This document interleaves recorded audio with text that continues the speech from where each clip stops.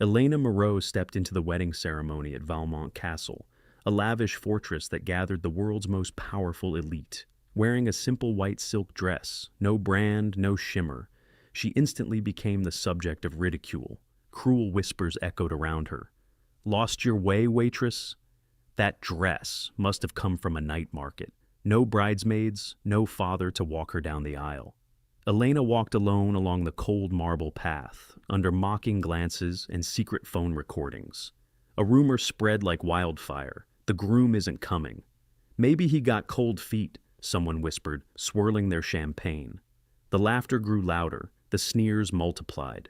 They mocked everything: her plain dress, her bare hair, her unworthy background to be a billionaire's wife. Suddenly, the glass doors trembled. A helicopter descended onto the Valmont lawn. Silence fell.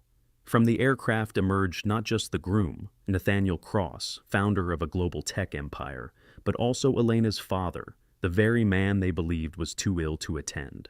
Nathaniel didn't walk, he ran. Straight to where Elena stood, alone but unshaken. He took her hand, his voice cutting through the stunned silence. "I'm sorry for keeping you waiting, Elena, but today, in front of them all, I want them to know I'm not marrying a princess draped in silk. I'm marrying the strongest heart I've ever known." Then Nathaniel turned to face the very crowd that had mocked her. He raised a tablet into the air. "To everyone who insulted my wife, contracts, investments, sponsorships, they're all terminated." Gasps filled the hall. Tycoons, duchesses, princes. Power evaporated with a single command. Amelia, the relative who once humiliated Elena, turned pale as Nathaniel said coldly, "From this moment forward, you are no longer part of the Cross family." The mocking laughter turned to silent dread.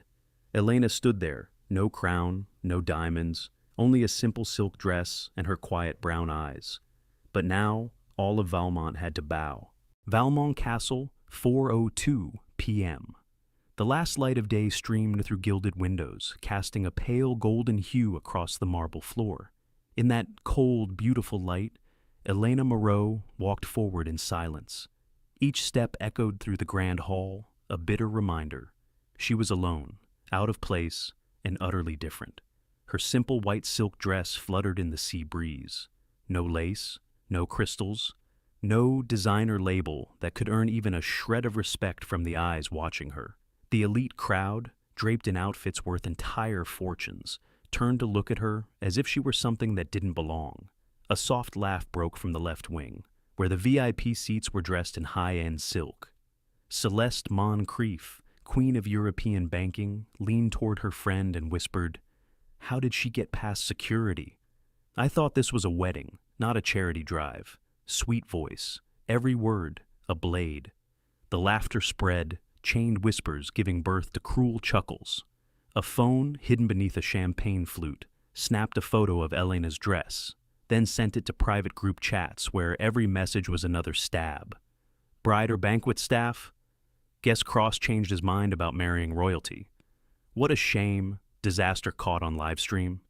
From the right aisle, Victor Hargrove, CEO of a billion-dollar blockchain empire, smirked. She walked in like she's looking for the restroom. His girlfriend, an Italian model wearing a pearl-studded Oscar de la Renta gown, couldn't hold back her laughter.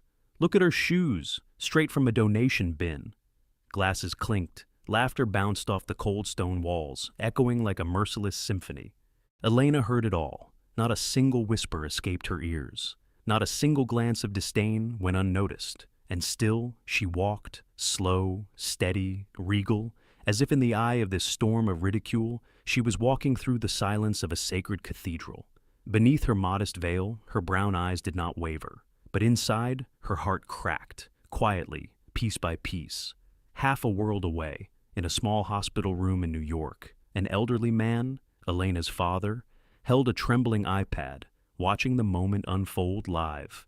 He saw his daughter stand amid silk-draped wolves, heard every insult echoing through the castle. His hands shook, not from illness, but from helpless sorrow. "I'm sorry, Elena. I wish I could be there," he whispered, eyes blurred with tears. Back at Valmont Castle, the cruelty had not reached its end. A large man, the owner of a luxury car brand, raised his glass with a laugh. "Nathaniel's probably canceling the flight. Someone get the poor girl out of here." As if on cue, a wave of laughter erupted, this time no longer polite, no longer hidden. A woman in the front row shook her head with mock pity. A young girl secretly live-streamed, typing, "Wedding disaster of the century." A man in a black tux muttered, "Valmont's reputation just hit rock bottom." And Elena? She gripped her bouquet of white daisies, simple flowers from her beloved father. She closed her eyes for a moment, then opened them, her gaze piercing straight into the crowd. She wasn't a fairy tale princess. She wore no diamond ring. She had no towering family name to shield her. But in that moment, she had herself. And that alone was enough. Beneath the plain satin gown, Elena's footsteps echoed like a lone hymn in a grand cathedral of excess. She walked, alone, toward the floral altar, while the world around her exploded with soft fingertip taps on glowing phone screens. The first photo, her dress. The second, worn-out shoes with a faint scuff on the heel. The third, a close-up of her bouquet. White daisies, humble and cheap, amid a forest of imported Ecuadorian roses. Each image was quickly sent to private chat groups, places where power could not mask contempt. She probably won a charity raffle to be here. Someone get her a real dress. This is humiliating. Valmont's reputation just plummeted. In the VIP section to the right, Victor Hargrove, the blockchain mogul, laughed out loud while viewing the circulating photos. "She looks like a Victorian housemaid, doesn't she?" Beside him, his Italian model date whispered, "Nathaniel Cross really has unique taste." The laughter slithered through the aisles, under marble arches, rising to the vaulted ceilings of Valmont Castle like a virus no one could stop. Some guests took it further, photoshopping Elena's face into memes, comparing her to sitcom characters, and sharing them gleefully, each like a dagger into her dignity. Elena knew. She saw the sideways glances at screens, the sly smirks, the giggles they couldn't hold in. But she didn't stop. She held her back straight, chin high, walking as if each step submerged the ocean of mockery beneath her feet. Beneath the sheer veil, her lips pressed together, not trembling, not broken. Only her deep brown eyes glowed with a quiet, icy fire, the light of a soul that would not yield. At the edge of the balcony overlooking the sea, Amelia Cross, the groom's cousin, draped in high-fashion Chanel, sneered as she leaned into her phone. "Let me live-stream this circus for you." She launched the app, set it to private, and captured the image of Elena walking alone in a storm of mockery. Within 5 minutes, the short clip had been forwarded to dozens of elite circles, from Parisian tycoons to Monaco royalty. Captioned, "Valmont's newest charity case." Meanwhile, in New York, inside a small hospital room, Elena's father tried to still his trembling hands. He saw everything, through a fragile screen, saw his daughter turned into a spectacle before the world. He couldn't stand, couldn't run to her, couldn't hold her like he did when she was small. All he could do was cry. "I'm here, Elena. Even if the world turns its back, I see you, and I'm proud." But the tears ran down his face, soaking the cold white sheets beneath him. At Valmont, the cruelty wasn't over. A young man, a Qatari prince's nephew, stood, lifted his phone, and shouted, "Real bride or janitor in disguise." The crowd roared with laughter. There was no decorum now, no more pretend politeness. The laughter thundered like a cruel storm under a cloudless sky. Valmont Castle, a symbol of legacy for centuries, became, in that moment, an arena of arrogance, a playground for cruelty wrapped in silk and diamonds. And Elena? She stood, alone. No one walked with her. No hand reached out. No kind eyes met hers. Only the sea breeze lifted her fragile veil, and her bouquet of daisies trembled in her hand. But she did not cry. She did not falter, because she knew strength does not lie in fabric, not in pedigree, not in the name engraved on an invitation. Strength lies in this, in daring to keep walking when the whole world is waiting for you to fall. Elena Moreau came to a halt before the floral altar, A pristine white archway, adorned with imported roses, stood proudly in the gilded grand hall of Valmont Castle. She stood there, alone, small, like a misplaced brushstroke on the perfect painting the elite had created for themselves. No music played, no words of welcome, only silence. A silence so cold, even the faintest breaths and whispered mockery sounded like blades slicing through silk. From the front row, Amelia Cross, draped in hand-embroidered Chanel, raised her champagne glass to her lips, the corners of her mouth curling into a venomous smile. "She's standing there like some third-rate wax figure," she whispered, just loud enough to spark giggles among her entourage. A man in a Brioni suit leaned forward. Someone ought to escort her back to the nearest shelter. The murmurs rippled, eyes pricked into Elena like needles, cold, calculating, cruel. Some guests pretended to scroll their phones, avoiding her gaze, as if her very presence was a shame they didn't want to be caught acknowledging. Others made no effort to hide their disdain, raising their phones to take more pictures, record more clips, eager to capture another memorable moment to share within their powerful, shadowy circles. And Elena?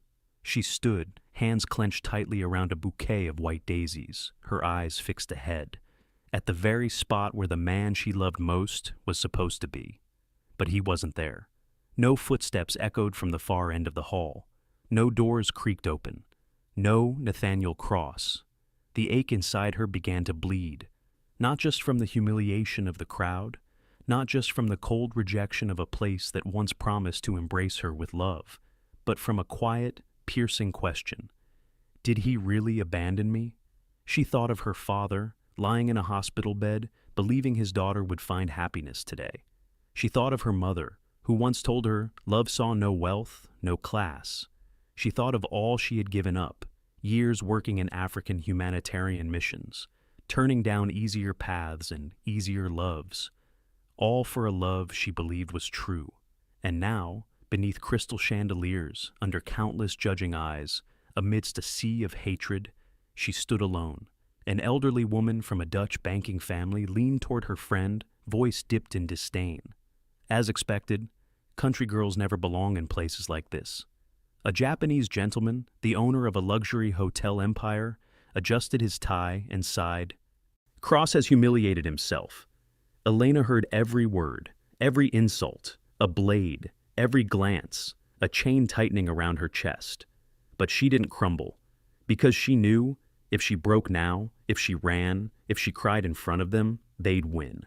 And Elena Moreau, the girl who grew up in a damp Brooklyn basement, the scholar who earned every accolade with blood and grit, the woman who rebuilt a school in Nairobi with her bare hands, would never allow herself to be defeated.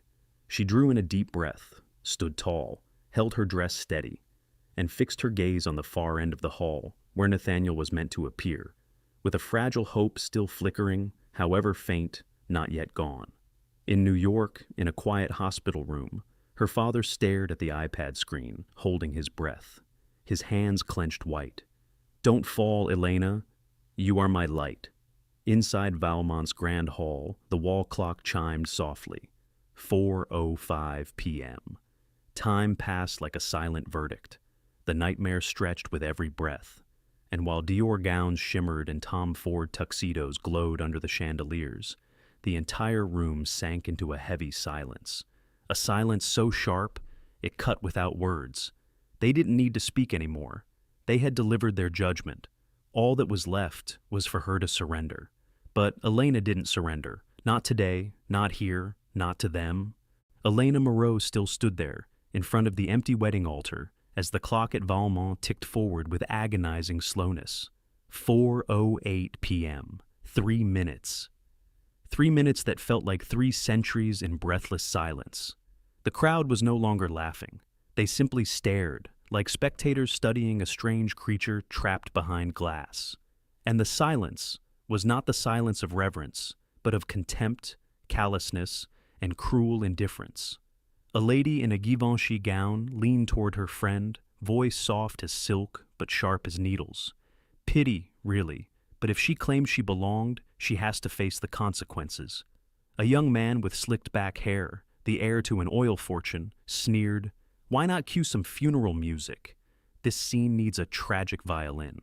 A stray chuckle erupted from a corner of the hall.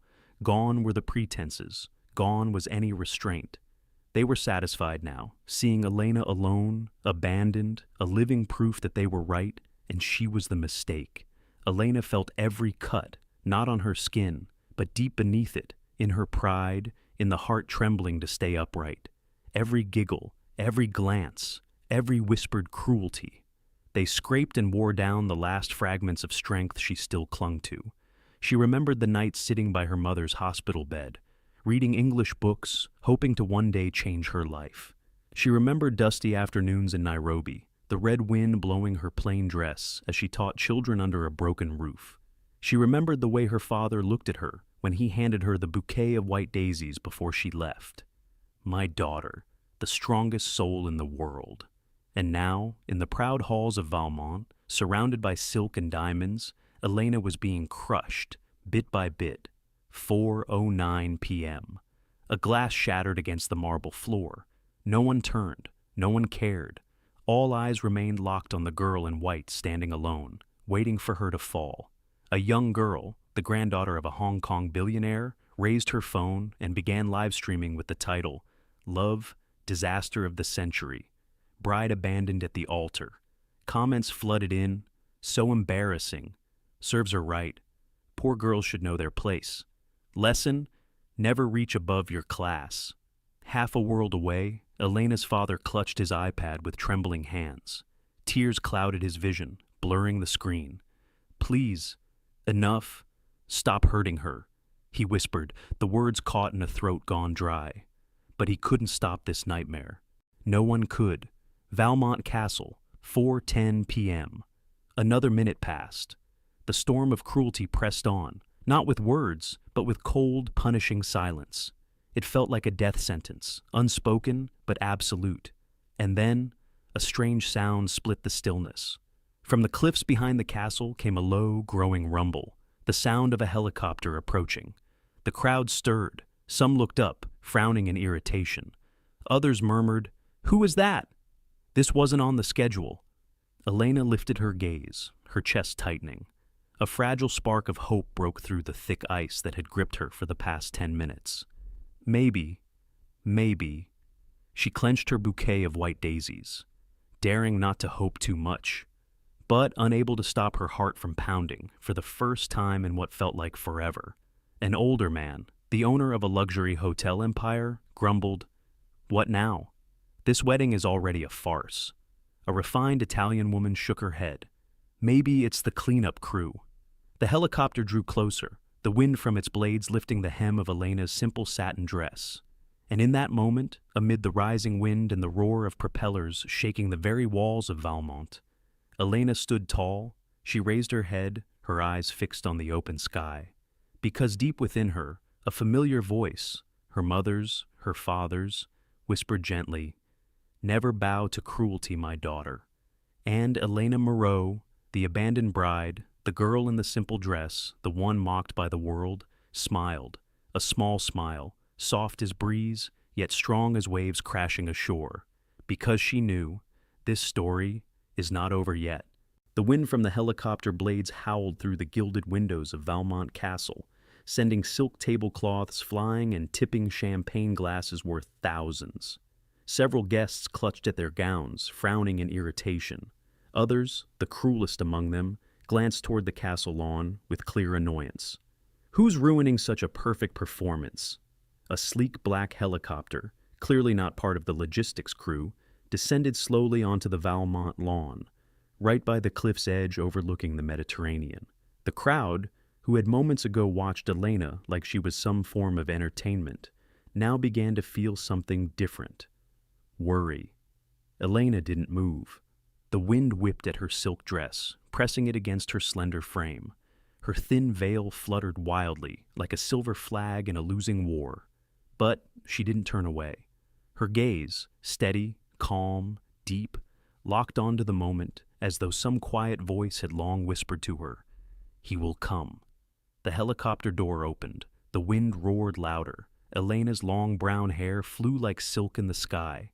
And then, from the dim cabin, a tall figure stepped down. Nathaniel Cross.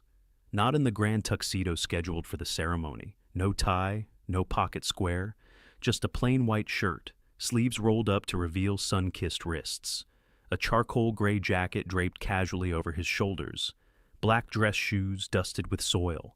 And in his arms, not a bouquet, not a ring, but an elderly man, thin and frail, dressed in a modest blue suit. Elena's father. The entire Valmont hall froze. Celeste Moncrief, queen of European banking, lowered her champagne glass, her face gone pale. Victor Hargrove, blockchain tycoon, recoiled like he'd swallowed glass. Amelia Cross, Nathaniel's cousin, turned ghost white, her grip on her wine glass so tight it cracked. Nathaniel didn't walk. He ran. He ran across the soft grass, careless of the mud that splashed his expensive shoes, careless of the sea spray dusting his suit. His face, windswept and sunlit, wore no mask, not anger, not pride, but pure, frantic worry. Like a man terrified that he had arrived too late. Elena was stunned. She could barely believe her eyes. The father, doctors said, couldn't be moved. The father who had cried over an iPad screen for the past hour now stood there on the lawn, held in the arms of the man she loved. Whispers rose like a rising tide. What the hell is going on? Is that her father? I can't believe this. The same phones that had just mocked her now trembled in their owners' hands. Private group chats, once filled with cruelty, suddenly fell silent. Nathaniel walked straight toward Elena. Each step shattered a layer of the cold judgment blanketing the castle. Each breath he took was a silent proclamation. She will not suffer another second. Reaching her, he gently placed her father into her arms, bowed his head low, and whispered, voice rough with emotion, I'm sorry. I'm a few minutes late. But I promised your father that today you wouldn't walk alone. Elena collapsed into her father's shoulder. The tears she had held back for so long finally broke free. But they weren't tears of humiliation, not tears of defeat. They were the tears of a warrior finally reunited with her shield. Nathaniel clasped her hand, his ocean blue eyes brimming with pride. From this moment on, you never have to face the world alone again. In the front row, the once smirking faces turned to stone. Amelia Cross lowered her head, unable to meet Nathaniel's eyes. Victor Hargrove fumbled for his phone, frantically texting, trying to salvage what he could. Celeste Moncrief forced a weak social smile, but her lips were trembling. Valmont Castle had changed. It was no longer a stage for arrogance. It had become a battlefield, where truth had begun to rise.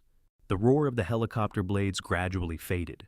The Valmont lawn returned to stillness, a stillness no longer cold and contemptuous, but different. Elena gripped Nathaniel's hand, like a drowning soul finally pulled to shore. Beside her, her father, the frail old man who had crossed continents just to hold her hand, stood silently, eyes brimming with tears. There was no more room for sorrow, only room for resurrection. Nathaniel turned to face the crowd, the elite guests, the glittering faces who had spared no cruelty toward Elena. The sea breeze tousled his hair, and in those deep blue eyes, there was no longer gentleness. There was a storm. He stepped onto a raised platform, standing before them all, steady, resolute.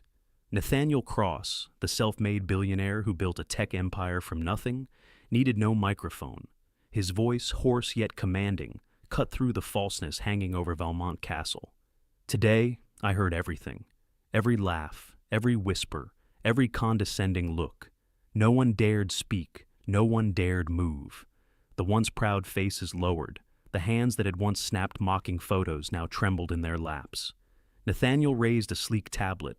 With a single swipe, documents lit up the screen.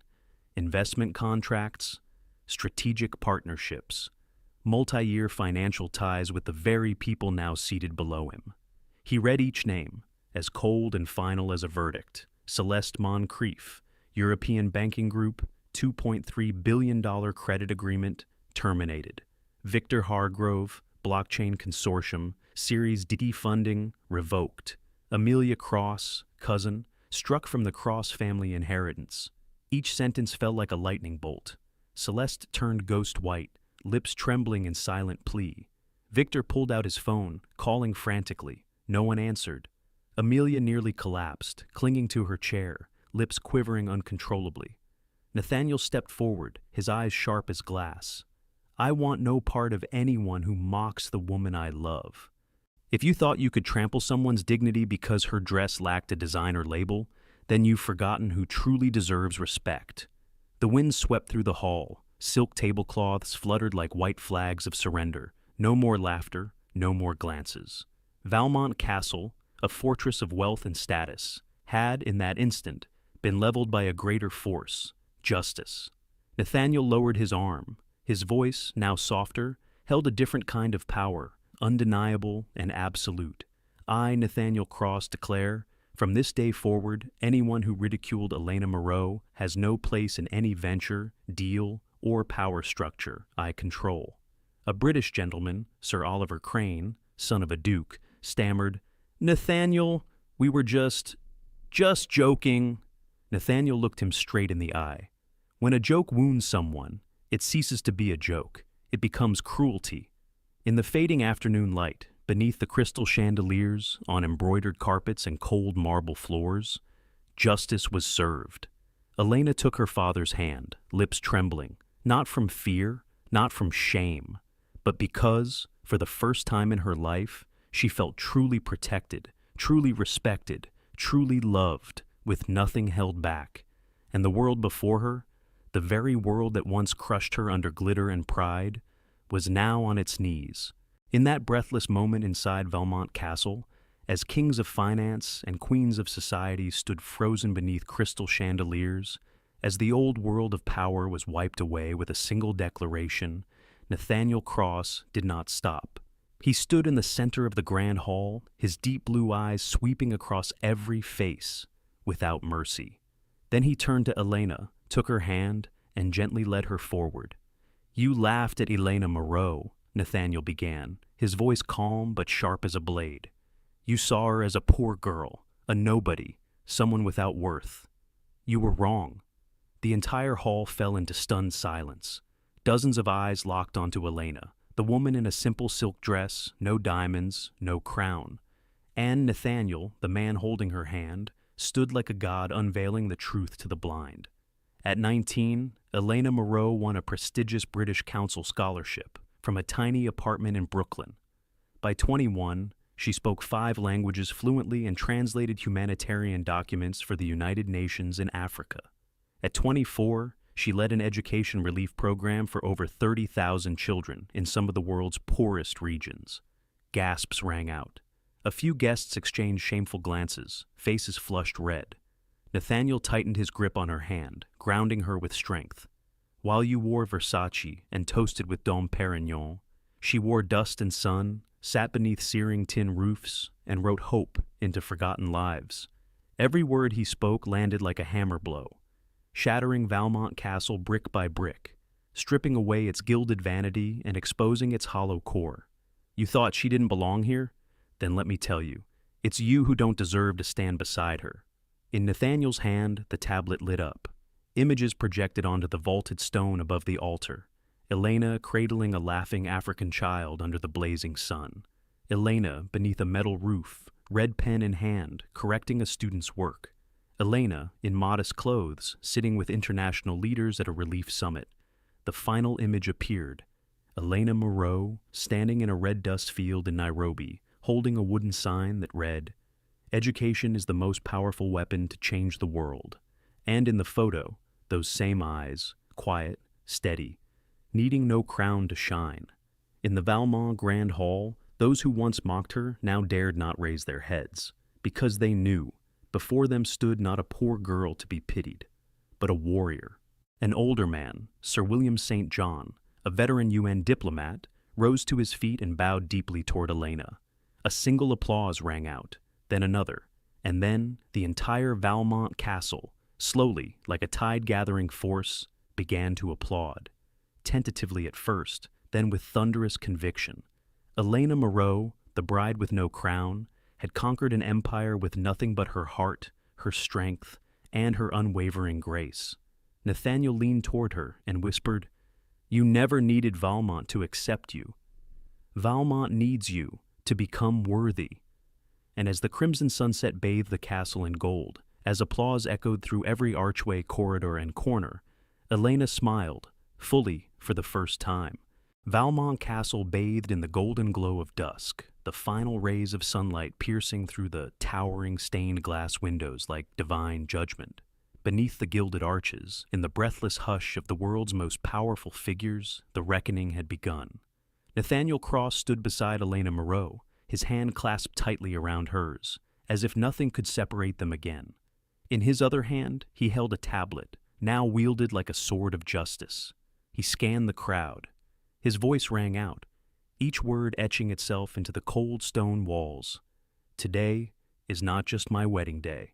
Today is the day the arrogant pay their dues. He raised the tablet and projected a list onto the vaulted ceiling above, a list of individuals permanently removed from all projects, contracts, and financial alliances tied to Cross Enterprises. Each name appeared on screen, along with their estimated financial losses. Celeste Moncrief, $1.8 billion in assets to be lost within 24 hours due to canceled credit agreements. Victor Hargrove, $700 million blockchain venture frozen.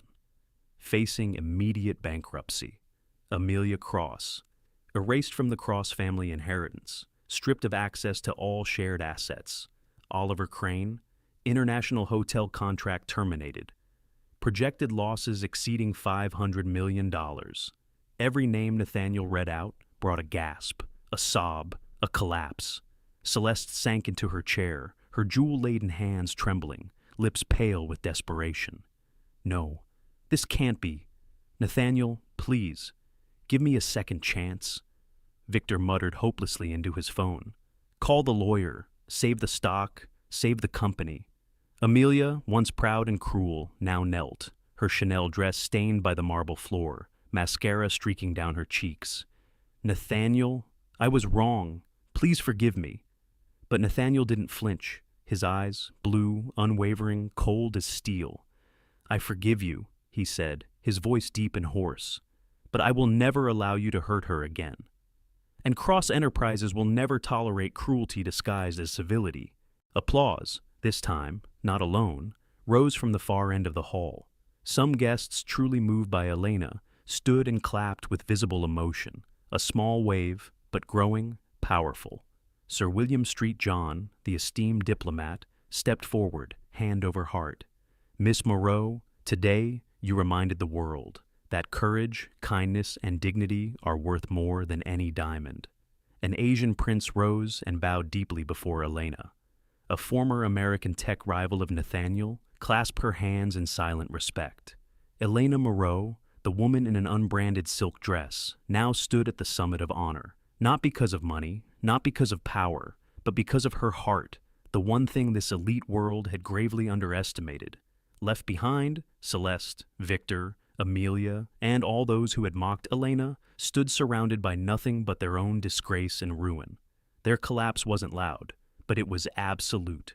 One of them cried out, "Who are we to bow before a nobody?" And in that very moment, Nathaniel replied, quietly, icily, "You're not bowing to her, you're bowing to the truth."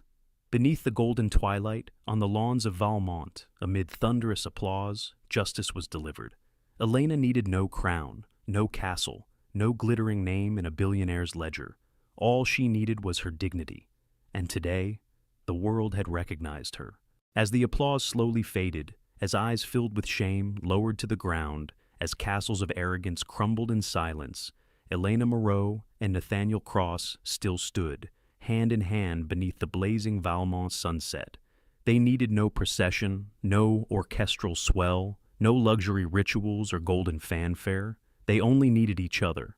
Elena's father, who had crossed continents and risked his health just to witness this moment, stepped forward slowly, placed his daughter's hand into Nathaniel's. He looked at Nathaniel, aged eyes shining with undimmed clarity. Cherish her. There is nothing in this world more precious than a heart that dares to love with all its strength. Nathaniel bowed deeply. I swear. The officiant, with a warm, grounded voice, didn't give a long speech. He simply asked, Elena Moreau, do you vow to offer your hand to this man in honor, trust, and undying love. Elena tightened her grip on Nathaniel's hand. Her brown eyes, once quiet, once burdened, now glowed with the purest light. "I do." Her voice was steady, unwavering, like a sacred hymn in the evening wind. "Nathaniel Cross, do you vow to protect her, not only from the world, but from the weakness within yourself?" Nathaniel smiled gently, the smile of a man who had found the rarest treasure on earth. "I do." No million-dollar rings, no golden carpets, only two hands, intertwined, and a new world, beginning in that very moment. When the officiant declared them husband and wife, Elena lifted her head and looked around the Valmont Grand Hall, once filled with mockery, now bowed in reverent silence. She wore no crown, no royal cloak, yet Elena Moreau, in her simple silk gown, was a queen without a throne, a true queen, honored not by diamonds, but by courage. Nathaniel leaned in and whispered in her ear, "I'll build a world where you'll never have to walk alone again." Elena smiled, soft as the last light of day. "We'll build it together." Amid the whispering sea breeze drifting through ancient archways, under the golden twilight that lit the Valmont fields, two souls, once alone, once broken, walked out of the grand hall, hand in hand. Each step they left behind on the grass wasn't a mark of power, but of hope. Valmont Castle, witness to centuries of false grandeur, for the first time in its history, bore witness to something real, a love that needed no gold, no titles, only a heart and a promise. And in that moment, the whole world bowed to Elena Moreau, not for what she had, but for what she had done.